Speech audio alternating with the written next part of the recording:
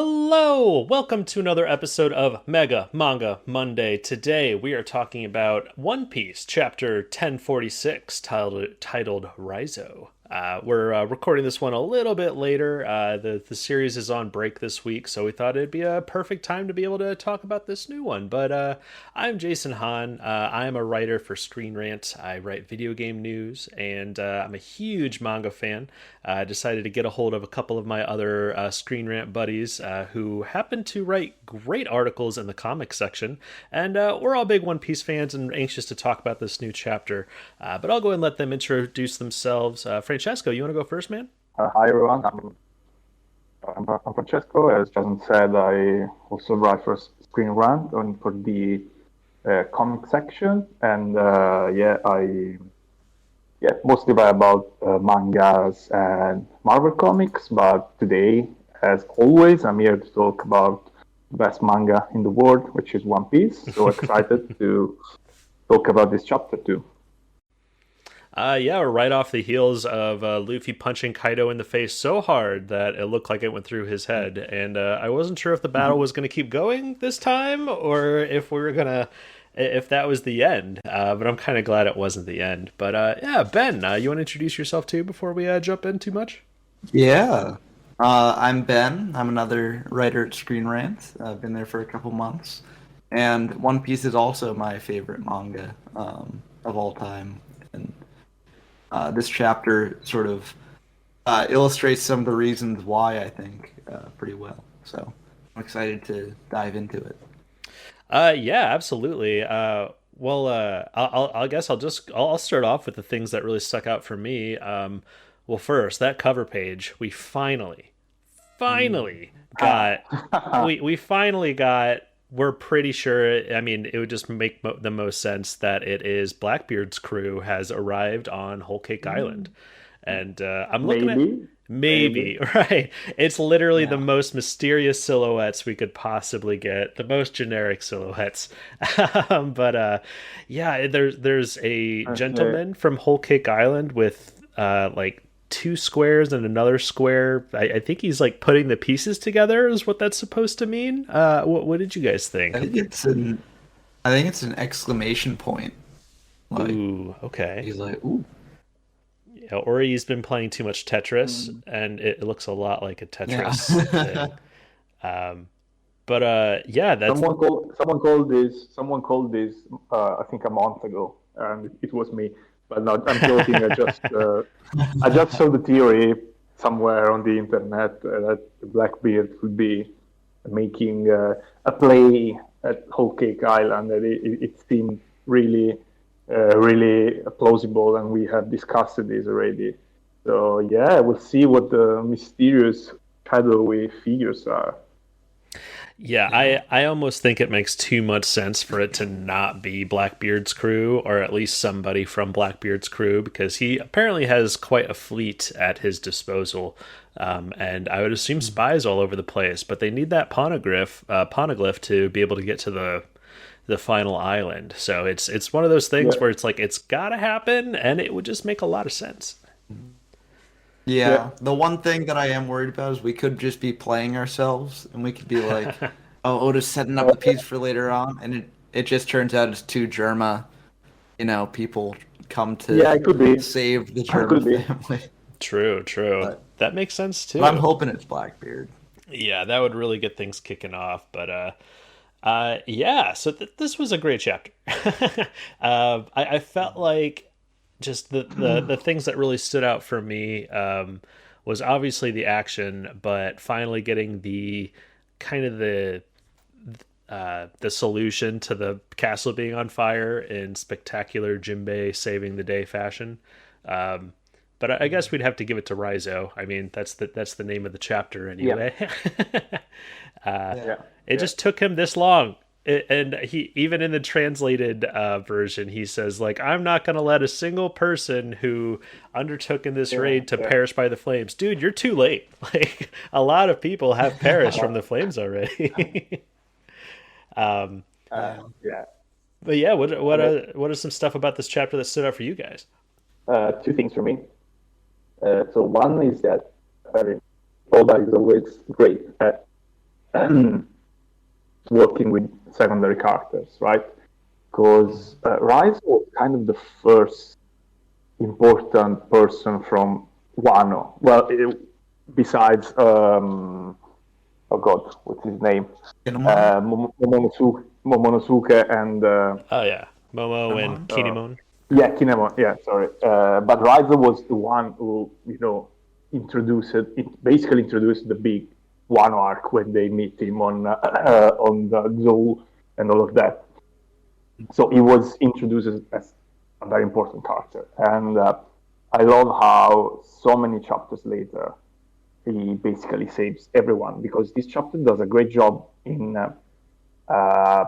sort of presenting a terrible situation, right? But you see some important characters who are saying, "Oh, we are powerless. There's nothing we can do." You see all the straw hats, all the kid pirates, the low pirates. I mean, these are important people that are saying, "Oh, okay, so is it? We're going to die because of a fire." And then the solution is great, because it's connected to the past, because we always said that everything that's going on in Wano is about righting the wrongs that started 20 years before, right? So Raizo frustration for almost letting his the son and the wife of his master die in a fire 20 years later, and saying, "Oh, this is never going to happen again." It's beautiful. It's cathartic. It's everything. Oh, absolutely. Yeah, I mean, Yeah. he just has had that in his back pocket, and he's like, anytime we're engulfed in fire again, I've got a solution for that, and I love how Oda is, he's using like ninja Naruto magic, but not like in a way that makes it just seem like it's out of nowhere. Like as you said, Oda. Yeah, I totally forgot. I totally forgot that that's Raizo Devil Fruit. I had completely forgot that he actually ate a devil fruit. But that's where his scroll powers come from. Oh, I thought it was I just, forgot to. uh, I thought they were yeah, just I thought it was abilities just, everybody can learn. No. yeah, exactly. Because we know that Oda and Kishimoto are very good friends, right? So Yeah, they yeah. refer to each other works, and so this is just some random Naruto stuff that Oh he yeah, threw in, and but no, actually, it's a uh, devil fruit. my And, my fellow colleagues here both stated that One Piece is their favorite. I love One Piece. It is currently one of the best series that is on Shonen Jump. Naruto is my favorite series, though. So I'm a big fan of the Raizo stuff, just the little nods. But I mean, they're such good friends, the creator of Naruto and One Piece, that Kishimoto, in his final panel for Naruto, has a huge old One Piece logo, like right on the yeah. Hokage statue. So it's just like I can't think of any better way to honor a friend by doing that. It's outstanding. Um, And I found out an interesting trivia when I was writing an article exactly on these Naruto references in One Piece. That Raizo, the voice actor for Raizo, both in Japanese and English, also worked on Naruto. oh, excellent. He Oh. I don't remember if the Japanese or the English one is the same voice actor for Guy from Naruto. Oh, that makes. I Oh. was listening to the voice in my head. I'm just like, oh man, which one is it? And that's total. It's totally Yeah. Guy Sensei. Oh, that's excellent. Yeah. Um, but yeah, Ben, what was some stuff that really stuck out for you on this chapter? Yeah, well, before I get to the stuff that really stood out to me, I want to say that, like, Raizo using his scroll to release the water is sort of paying off, the trauma that happened to him 20 years ago, but it's also paying off him being on Zoe, right? Like, he could have just been on, like, Oda could have just said, "Oh, he's on Zoe just because we have to get to Zoe," and then Yeah. introduced the Wano stuff and not done anything further with that. But we see here that he gets the water from Zoe, and like that's it's just another like layer to that plot point that's really really cool. But I mean, the biggest thing that stood out to me, like in this chapter, not related to the Raizo stuff, is just the final page, like that panel with Luffy coming down from the sky with the lightning, and him and Kaido both smiling, like it's just incredible. I mean, besides the amazing art and the paneling and all that, the thing that really stood out for me the first time I read this was after the water is, taking care of everything, it's kind of that big sigh of relief. And you're like, okay, awesome. Now all we got to do is take Kaido down. And it was just like the confidence and everything, and just the writing itself was, we have to take care, we have to hold this island up because it's about to go down. Like Luffy is about to knock Kaido out is essentially what they're setting up, and it gives me chills just even talking about it because I mean this has been a long time coming. Yeah, but I think the most important part of the chapter, guys, was another one. It was at the very beginning when Kaido asks Luffy, "Who the hell are you?" And he answers with his classic line, "I am Monkey D. Luffy, the one who will become the Pirate King," which is incredibly important in this chapter because, and I was writing about this just today. After the past few chapters when we have seen these major transformations, like, it was not just an exterior transformation, like in the way it looks, but also his demeanor changed. Like it was almost as if he was someone else, right? Yeah, like possessed or something. Theories, with all the theories, he is Joy Boy, or is this Nika taking possession of his body, all of that. Anyways, it was complete. Even that the way that he fights, we talk about this. It looked almost like another manga, right? Yeah, absolutely. So for Oda to come out this chapter and have Luffy just say his most iconic line, right? The one that literally tells everyone who he is and what he's going to do, what's his goal in life. This is just Oda saying, "Don't worry, guys. This is the same character that you have been following for the past."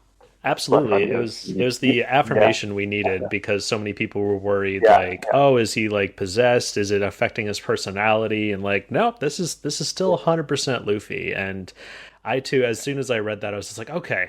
He almost read the comments and all the people online saying like, oh, hey, I don't like this. What if it's not Luffy? Luffy's the best MC. We can't have his personality shift or change. And Oda's like, don't worry, I got you. Like, I'm going to clarify as best I can that this is definitely Luffy, the future king of the pirates. It kind of, I think Kaido needed to hear it too. Because you could tell he was smiling from it, and he was relieved that he is still fighting Luffy, like not somebody who's using Luffy as a proxy or something like that. And just he's got a lot of satisfaction for this fight, and I love how Kaido will just randomly ask a question, get a little bit of an answer, and then the next panel is him punching the shit out of Luffy. Like it's he'll just interrupt Luffy in the middle of a sentence and start with a barrage, and Luffy's throwing him right back at him. I like it a lot. And then of course the final bit is Luffy in the air grabbing lightning. Does this mean Enel is back? Enel confirmed? No, I think it's kind of funny that you bring up Enel because I do think that this is sort of, I mean, of course Luffy's got his like toon powers that let him do whatever he wants and stuff, but I think like him being rubber also helps with the electricity, right? Because he's already been shown to not really be affected by electricity since he's rubber, and this is just a further instance of that. I'm also more inclined towards that. It's just his cartoon powers, but there is the whole other aspect of the gods thing that we don't know about. Because, I mean, there's Nikan, could be more, so maybe there's something connected to mythology that we don't know, because yeah, he looks a lot like the gods that Enel is also based on. You know, Yes. I think they're called Raijin and Fujin in Japanese. Yeah, I couldn't remember the names, but those are it. Yeah. I'm probably butchering the pronunciation here, but No, you're fine. because because there's the one who controls sort of thunder, which is like Enel, who had these weird drums around his shoulders, right? Which he can tap to create lightning or whatever. And then I think there is also another one who looks similar to what Luffy looks like. Yeah, with his bounce have, man We should transformation. have a Japanese, even now with the Nika form. But we should have like a Japanese expert here. So. Yeah. Someone who knows like Shinto mythology and stuff. Oh yeah. Because yeah, absolutely. I mean, that's where a lot of it seems like a lot of manga artists kind of get a lot of their inspiration from those ancient Japanese folklore tales. And yeah, that's not the first time that's been correlated in One Piece. I think even in Wano, I forget the little old guy's name who buffed up, and Luffy met him in jail. But after Luffy turned into Fujitora, no, yeah, it's like Fuyugoro or something. Well, yeah, yeah, I can't. That might be it. But yeah, he even comments after seeing Luffy transform into Bounce Man. He's just like, oh man, he resembles like the ancient prophesized gods. And yeah, he's kind of Luffy's almost able to switch between both of them. It seems because right now, especially in this final panel, he's kind of giving off the NL god, lightning god powers, and obviously Kaido is the big dragon. It's almost perfectly set up of Luffy is, the new ancient, the prophesized return of the gods to free the world. And it's again just making me more anxious for the citizens of Wano to see Luffy in action, because it's one of those things where they're just gonna, what happened back then? Oh, well, he was a giant. He could control lightning. He was a god that saved our people. And like, well, yeah, he's doing godly things right now. I can't really see it getting any bigger. Yeah, I've been doing some research for you guys talking, and it's Fujin, and the thing around his shoulder, it's this bag with the wings inside, which is similar to the Greek god of wind, who also has a bag where he keeps his wings caged. And so this is what the puff of smoke that Luffy has looks like. But the other guy, Rajin, the god of thunder, also has sort of something similar around his shoulders, but that's a sort of cloth or scarf or whatever. So we don't know. I mean, this could just be Oda going, oh, let me look at something for inspiration, to draw more characters, or there's some deeper meaning behind it. We don't know. Yeah, I definitely think it might be more of an aesthetic thing. I'm not sure if he's going to dig deeper into like Luffy is actually a bunch of gods. I think it's really looking back at Japanese mythology and looking back and kind of drawing inspiration to make it. But you know what we forgot? Luffy's dad also has sort of godlike powers, like the ability to control weather, if that's his power, dragon, because he was sort of able to control wind and maybe even the thunder when he true. Luffy in lockdown. So this just came into my mind now. There could be some sort of connection there. Yeah, and I mean, I assume we're gonna find out in the next couple arcs. Like either, if not in the next arc, arc after because Yeah. Oh, by the way, I just learned that we are on break this week. That's Jason. Yeah. I Yeah. just learned Yep. from you. Are you sure about that? Well, at least on the Shonen Jump app, it says a new chapter is not coming out for another 11 days. Oh man. Yeah, What a that's Yeah. bummer. well. I mean, to be fair, this is this is a more palatable cliffhanger to end on than Luffy's face melting and Oh Oh yeah. yeah. and Yeah, it could have been yeah. much worse with cliffhangers. I almost felt like this chapter was. We kind of got the review of everybody on the castle. We except, well, yeah. I mean, even Frankie, Zoro, Sanji. We even got to see Robin and Brooke, and like we kind of got the nice, recap of everyone around. And then the final bit is, hey, something big is about to happen. So at first, after I finished reading the chapter, I kind of felt like this was the breath, the catch up to, we just had Luffy's transformation happen over the last couple chapters, and this was the chapter where we breathe, and then it's, I think, all about to come to a conclusion, hopefully in these next couple chapters. But then again, it might also be the perfect opportunity for them to be like, all right, let's hit Kaido really hard. And then Kaido has a panel of, oh, this reminds me of that one time. And then we get a couple weeks of flashback chapters, which I'm all for. I'm really hoping for a Kaido flashback, but the longer this fight goes on, the less likely it seems.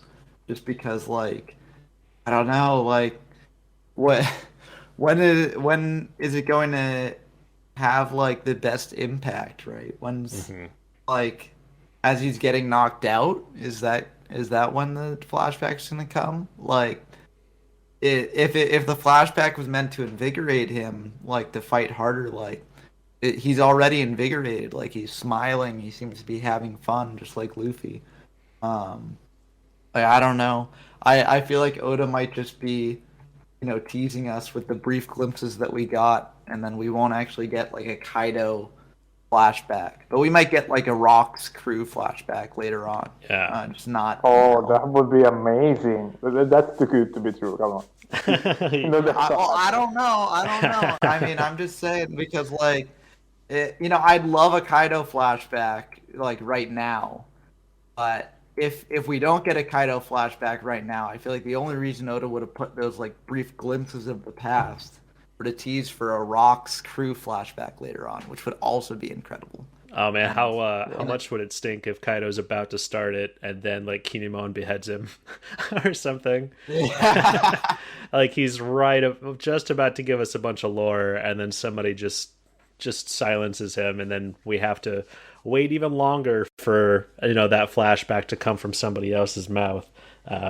That I wouldn't like that, but at the same time, that would also be quite the plot twist. Yeah. But yeah, I really enjoyed the little preview of everybody. Sanji's not looking too good. He's looking very skinny and about like he's about to pass out. I've got the chapters in front of me, so I'm kind of just recapping from some of it. But Zoro is not looking great. Yeah, he's passed out, which it's refreshing to see two of the monster trio sort of like out of the fight completely now that they've had their big moments. And it kind of just gave more weight to how strong Kaido's crew was too, and I think we really needed that, because especially through a lot of the time skip arcs, the crew is put up against somebody and then they just flash a little bit of their abilities and then they just easily overtake it. But this one, everyone really fought their hardest, and I'm glad that it was that this task was monumental, and Oda has done a great job to make it feel that way. Yeah. But one theory. Can I? Oh, absolutely, Ben. Yeah. Yeah. Can I just say, like, since we're on the topic of sort of flashing to all the different crew members, like in the middle of flashing to all our allies, we get this interesting, like, flash to Apu and Ibi, and like them sort of clashing, which is kind of strange because neither one is our allies, and there's like a lot of mystery surrounding these sort of giant monsters. Like I've heard theories that they're somehow related to the samurai that Yamato met in the cave in their flashback earlier on.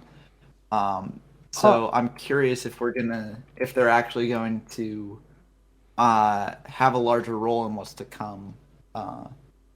Well, it's interesting because it's almost like Oda dangling the giant carrot in front of us, because we're so curious about the giants and where they came from and what happened to them and Elbath and all that stuff. But any of the numbers that we're introduced to or the giants on Onigashima can't talk. Like they can only say their name or something to that sort. So it's kind of like, well, we're probably not gonna get any major lore from these guys, but just Apu has survived so many battles in this island, and he just keeps picking fights with people. But I absolutely think those few panels were just setting up for, that Apu and the giant are going to get into some big altercation and blow up a wall that needs blowing up for everyone to escape. I kind of see that. That's where I think I see that going. But we did get to see Zoro being carried off, and a lot of people, especially before it got all cleaned up, were saying like, did he lose an arm? It almost looks like it, but after zooming in on this cleaned up Shonen Jump app, subscribe to Shonen Jump. It's only $2 a month, and they support the artists you love. But I'm zooming in on this, and it's pretty messed up, but it's still there. Luckily, Zoro losing the ability to be a 3-armed samurai would kind of I wouldn't like that. We've got you'd have to go down to two swords. Yeah, or find some other way. Oh no. He'd have to hold a sword in an armpit or his butt cheeks or something. But yeah, what was some other anything else in this chapter stick out that you guys wanted to talk about? Or we could go right into what we think's going to happen next. No. I was just going to say that I've said everything that actually I found very interesting about this chapter. As you said, it was sort of a quiet. Well, quiet is a strange word at this stage. Yeah, it's kind of what I was saying earlier. Is it's kind of that breath, that refresher. I felt like this chapter was that kind of cooling off from something big happening to something even bigger about to happen. I'm not sure if Momonosuke is going to be able to hold up the island quite effectively, but this might even be anytime a new anime intro happens. They like to sneak little details in there that the manga hasn't even gotten to. Like with one of the last big intros, there was a slight tease where it's one of those things where you only know if you know about it. You can only realize it if you know, but they kind of do a thing where Chondro is kind of away from the other retainers. So it kind of gave that hint that Chondro might be the traitor, and that ended up being true.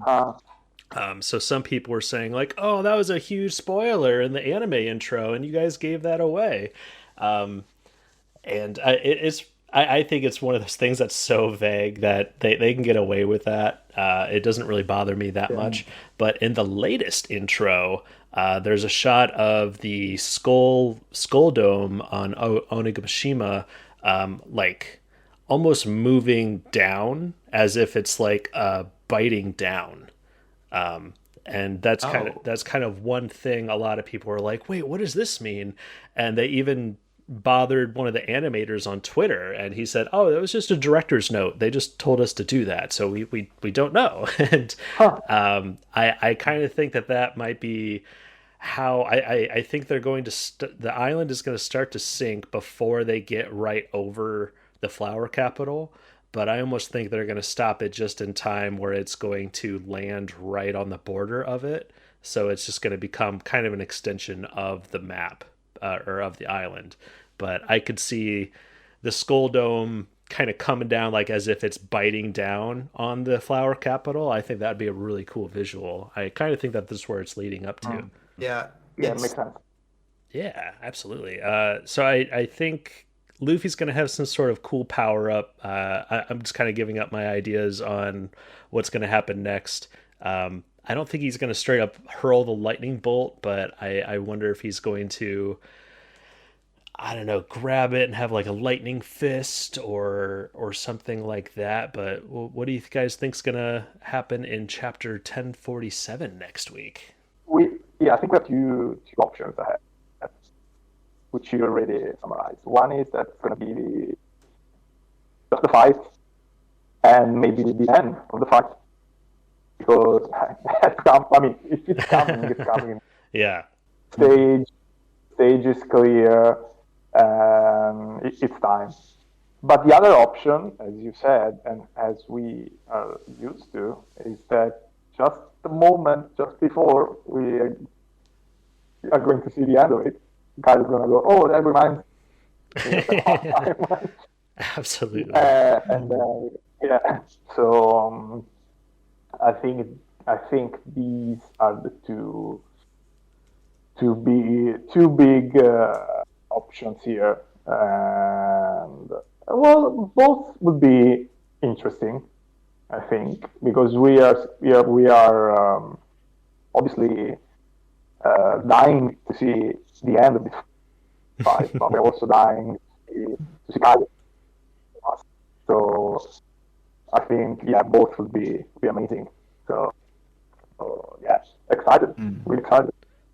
Absolutely. I mean, yeah, we're anxious to get to the end of this fight. I personally, I'm just really excited for the next arc. Like we don't 100% know what's going to happen, but we got the little Reverie arc before everything started exploding in Wano, and we still don't really know exactly what happened from that. So it was one of those things where Oda almost set a ticking time bomb before this arc, and you don't know when it's going to explode, what it's going to do, and we've just been waiting and waiting and waiting to see what else is going on in the One Piece world. And that's kind of one reason I'm very excited for Wano to get wrapped up, so then we can kind of get more clues on what the final arcs of this series are going to be, because we know it's going to be a big old war.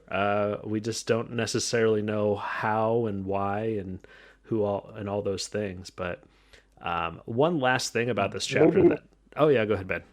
Yeah. No, go on, because I want to say something not related to the chapter. So yeah. Oh, okay. Well, yeah, just real quick, I'm glad we got the check-in with Robin and Brooke, because with CP0 first being told that they needed to capture Robin above all else was kind of giving theory that, you know, maybe after this arc they're going to have to go rescue Robin again, which was something I was hoping wasn't going to happen, because we already had an arc that did that so well. We don't need that, but we only have one CP0 guy left on the island, and I don't know if he has anything left to do, or if he's going to get out of there so then he can communicate everything that happens to the world government, because they still need their line of communication to be able to stay up to date with everything that happened here. So I think Robin is safe, which is good. But yeah, Ben, did you have anything you wanted to say, man? Yeah. First on the Robin front, like we already had our post time skip rescued the Straw Hat arc with Sanji and Whole Cake Island. So I'm hoping that that's the only rescued the Straw Hat arc we have post time skip, because I feel like that would just, take a lot. It would be sort of a diversion at this point. Yeah. And we have to rescue Sabo anyways, so who's definitely not dead. Rescuing. Yeah, well, what I'm thinking is there's so much parallelism between arcs before the time skip and after the time skip.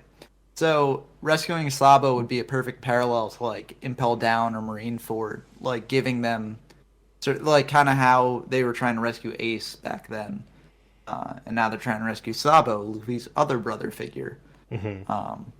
So, and I feel like this time it would make sense if Luffy actually succeeds in rescuing Sabo, because I'd just be sort of oh, his brother died again, in the same sort of... I would stop reading. Seriously. Oh, wow. I was just rewatching some videos recently of the Summit War arc, and the whole... I was watching specifically the videos about Garth. Okay. And Garth whole ordeal while one of his children was about to get executed, and when he tries to to go after Sakatsuki and Kaido stops him and all of that. So I don't want to see that Yeah. again, please. Yeah, no, it's. I feel like Oda wouldn't do that. Like it would just be too sort of predictable. Or not even predictable, but just too like lazy. And Oda is not a lazy writer. So, No, in any sense. I see. I really think, and this is a theory I've had on After Wano, I think Luffy is going to be in a situation where he has to choose: do we head towards the One Piece, or do we go save your brother, Sabo? And it might be something along the lines of, the Blackbeard pirates took over Whole Cake and they have the last chunk of the poneglyph that they need. They're heading towards One Piece. Also, your brother Sabo has been kidnapped and is being held at Mary Jawa. Which way, Captain? I see that being, and then because of his loss of Ace and all that impact, I think he would obviously choose going to Sabo. And then who knows, maybe Blackbeard could get there to the One Piece and claim, to be the strongest and all that stuff. And then Luffy saves Sabo and then has an even bigger army. And then it all leads into a final clash at Laugh Tale. Maybe. The one thing that the one thing that makes me hesitate on Luffy having to choose and what to do is that, or at least right away, is that we still haven't seen Elbaf, and we need to get to Elbaf. I mean, I know we don't need to technically, but like it's been built up so much in the story that like we need to get to Elbaf at some point. So I think that like after Wano, they're going to go to Elbaf and have a bit of a breather arc, and at the end of that, Luffy's going to learn about Sabo and have to make the choice. Yeah, because by the end of this story, we kind of need those three. We need to visit those three places: Elbaf, Mary Jawa, because that's where the King of All is residing, unless he decides to move somewhere, and the Five Elders and all that stuff. And then, of course, Laugh Tale. But yeah, you're absolutely right. I don't know if we're going to get much of a breather arc after this. I don't know. Just pacing is just so hard to tell, especially right now at the height of this arc, and everything is just turned up to 10. It's just that's kind of what that's what I was saying earlier, is I'm very, very anxious for this to wrap up. So then all those little clues and hints about everything else is going on will have to be revealed. So then we have the whole clear picture on the state of the One Piece world. And Luffy's about to change it again by the defeat of Kaido and Big Mom. So really the entire world ramifications of everything is what I'm most curious about, because I just love this world that Oda has built so much, and it's all about to culminate in these last couple arcs, and I'm excited. I'm glad that we can talk about it. But yeah, before we get into plugs, anything else you guys wanted to go on? Yeah, I just wanted to say that just a few hours ago we had a new trailer for One Piece Red, where we found out that Shanks actually has a daughter.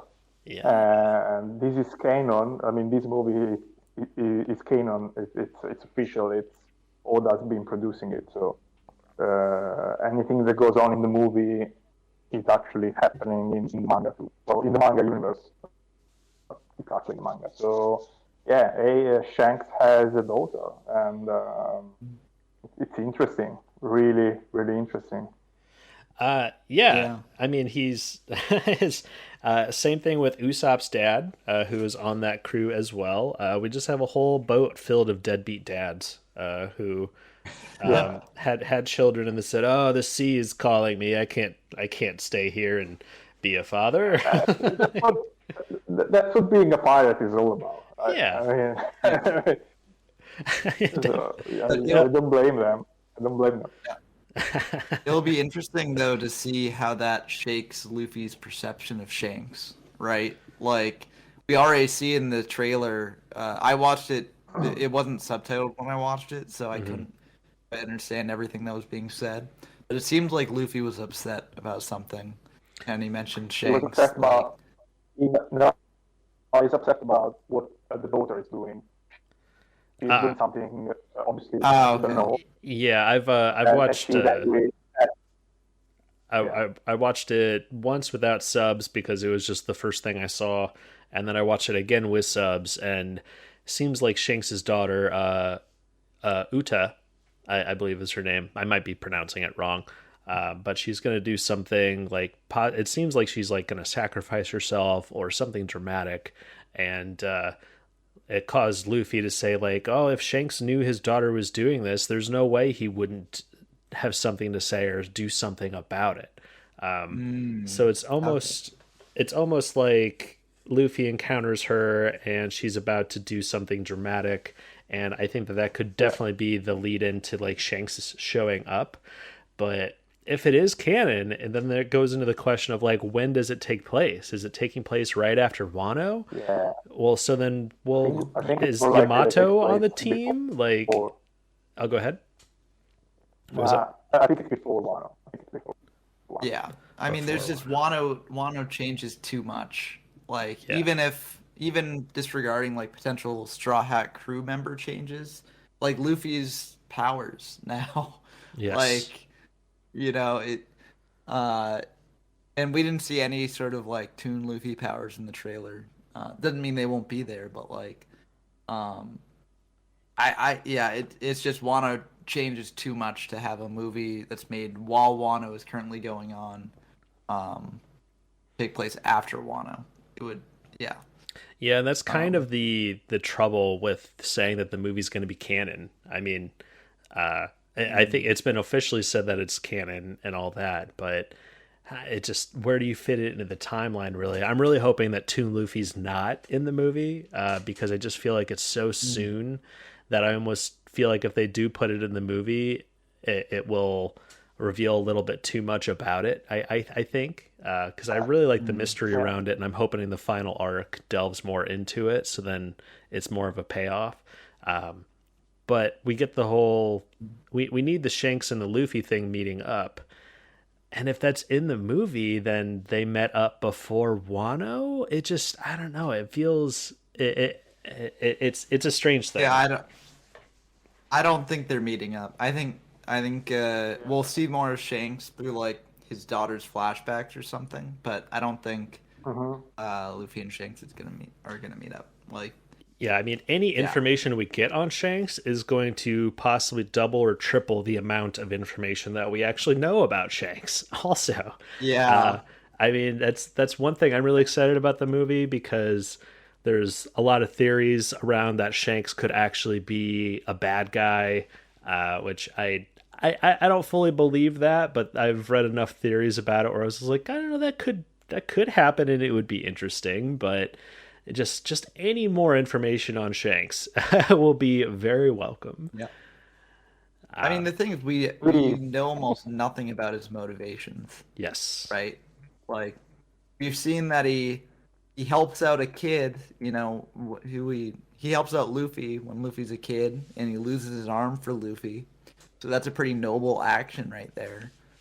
But well, and his whole decision not to slaughter the bar full of pirates, and instead of being like, "Oh, he just spilled some beer on me," it's not a big deal. Yeah.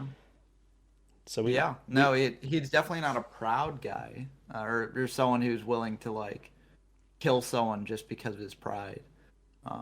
But it's kind of interesting now looking back at the first couple chapters, knowing the importance of the fruit. Like, Shanks could have had an ulterior motive in saving Luffy at that point, because he might have been like, I'm not letting this fruit go back to the world government again if that's where it goes. Ooh, yeah. I didn't think about that. That kind of change. It could have changed his reason for saving Luffy. Could have been to save the fruit. So that might that leaves a little bit more fuel to the Shanks might not be the good guy everyone thought he was. That would be a nice twist. That would be a very nice twist in the story. Yeah. Especially after so much build up over the years to like it would be incredible. Yeah, Luffy, the guy Luffy's looked up to, wasn't quite the hero he thought he was, and it might kind of make him reevaluate some things. But Luffy's gone so far into developing his own personality that I don't think it would shake his foundations too much. He doesn't seem the type of guy to let that sort of stuff bother him, but it will definitely have an impact. And it's kind of I think at some point Luffy even said that his plan is to defeat all of the emperors, including Shanks. So yeah, I'm excited to see. I'll be at the movie the first chance I get, and I'm excited for it. There's a lot of wrenches you throw into an anime movie when you say it's canon. Because then you have to figure out where it's fitting in, how it affects everything else, and it puts restrictions on things that they can do in the movie. Like, I really enjoyed One Piece Stampede, even though there's so many plot things. Just like, there's no way everybody could have been able to get to this island. Like, that was just a fun non-canon movie. So there's a reason that they made it canon, and I'm anxious to see how it fits into the bigger puzzle. But yeah, I think that'll about wrap up our discussion on One Piece 1046. I had a great time reading it and discussing it with you guys. I'm Jason Hahn. Please check out Screen Rants for video games, comics, and movie news. My fellow colleagues here write a lot of really interesting topics on different comics with Marvel, DC, manga, some speculative articles discussing theories and all kinds of stuff. So definitely check it out. I also do a comedic YouTube series called Honzy and Friends, where I play video games and try to make friends laugh, and we also stream. But that's it for my plugs. Ben, you got anything you want to recommend or plug? Yeah, nothing to plug yet, but in terms of recommendations, I know I mentioned last week that the mangaka of Chainsaw Man was releasing a one-shot this week, and it came out, and it is incredibly good. So, highly recommend. Agreed. Oh, good. Yeah, in our last discussion we had on Mega Manga Mondays, we for My Hero Academia 350, Steven was talking all about it and recommended it on that one too. So I've heard good things. I mean, yeah, absolutely. I can't recommend it enough. It's great. Yeah, it is a bit heavy. So if you're not in a place to deal with heavy content or get too emotional, then don't read it. But if you're looking for a great read and willing to deal with the heavy subject matter, it is great. Yeah, that mangaka is amazing at reaching into your chest, warming your heart, and putting you in a sense of safety, and then ripping your heart out and stomping on it in front of you. He's really good at making you feel things. So what was the name of the comic though? It wasn't it Goodbye Eri?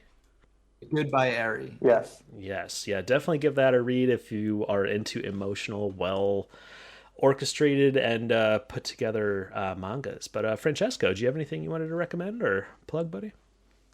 Yeah, an anime I've been watching, which is on Netflix, and it's called Eden Zero, and it's from the author of Fairy Tail and Rave, Hiroshima, I think it is. Sorry, you kind of cut out there. What was it called again? Oh, the anime is called Eden Zero. Yeah, And, I've heard very good things about it. It's nice. It's so the thing about Mashima's work is that they're very similar to each other. They have similar themes, similar characters. They sort of have a shared universe where some characters or some powers are recurring, but this is very nicely done, and it's definitely more light-hearted than Goodbye Eri, but it's a very entertaining to watch. So and it's on Netflix, so it's also very easy to watch. So I suggest. Yeah, it's nice. Have a look. Absolutely. Oh yeah, check that out on Netflix, wherever you watch your Netflix at in the world. And yeah, I think that'll about wrap up our episode. Thanks for chatting with me today, guys. And I look forward to talking about the next one. Um, in about a week and a half. Yeah. But yeah, that'll do it for this. Oh, sorry, what was that, Ben? Oh, I said I'm hype. Yeah, It's gonna be a good one. yeah. I'm more. We're at the height of this arc. All resolutions have happened except for Kaido being put down. So, well, I don't think we'll see it exactly happen in the next chapter. But that those last couple pages really got me hyped for it because Onabugashima is about to fall. But that'll do it for this episode of Mega Manga Monday. One Piece 1046, and please check out our other episodes of Mega Manga Monday anywhere you listen to anywhere you listen to podcasts, including Spotify. And we got discussions for My Hero Academia, Jujutsu Kaisen, and next week we should have some new Boruto and Dragon Ball Super to talk about too. So look forward to that. But thanks for listening, and have a great day. Bye, everyone. See you next time. Peace.